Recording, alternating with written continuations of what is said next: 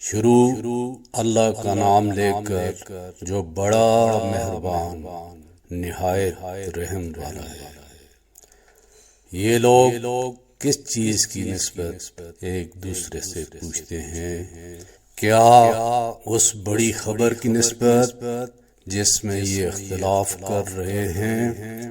کیا ہم نے زمین کو بچھونا نہیں بنایا اور پہاڑوں کو اس کی میخیں نہیں ٹھہرایا، اور ہم نے تم کو جوڑا جوڑا پیدا کیا اور نیند کو تمہارے لیے موجب آرام بنایا، اور رات کو پردہ مقرر کیا اور دن کو معاش کا وقت قرار دیا، اور تمہارے اوپر 7 مضبوط آسمان بنائے اور آفتاب کا روشن چراغ بنایا، اور نچڑتے بادلوں سے موسلادھار مے برسایا تاکہ ہم اس سے اناج اور نباتات پیدا کریں اور گنے گنے باغ۔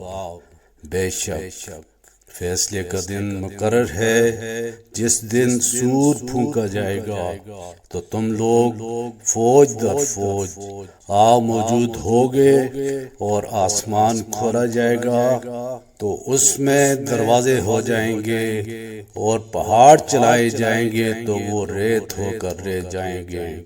بے شک دوزخ گات میں ہے، یعنی سرکشوں کے لیے، کہ ان کا وہی ٹھکانہ ہے جس میں وہ صدیوں پڑے رہیں گے۔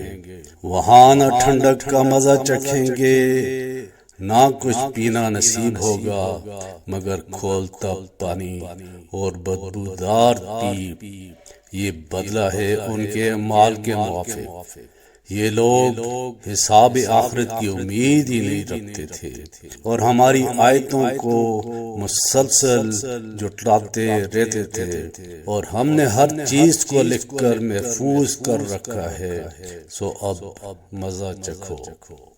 ہم تم پر عذاب ہی بڑھاتے جائیں گے، بے شک پرہیزگاروں کے لیے کامیابی کا گھر ہے، یعنی باغ اور انگور اور ہم عمر بھرپور جوان عورتیں اور شراب کے چھلکتے ہوئے جام۔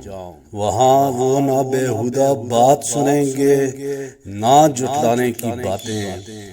اے نبی صلی اللہ علیہ وآلہ وسلم، یہ تمہارے پروردگار کی طرف سے صلہ ہوگا جو حساب کے مطابق انعام ہوگا۔ وہ پروردگار کہ جو کچھ آسمانوں اور زمین میں اور جو ان دونوں کے درمیان ہے سب کا مالک ہے، بڑا مہربان ہے۔ کسی کو اس سے بات کرنے کا یارہ نہ ہوگا جس دن جبرائیل امین اور دوسرے فرشتے صف باندھ کر کھڑے ہوں گے تو کوئی بول نہ سکے گا مگر جس کو رحمان اجازت بخشے اور وہ بات بھی درست ہی کہے۔ یہ دن برحق ہے، بس جو شخص چاہے اپنے پروردگار کے پاس ٹھکانہ بنا لے۔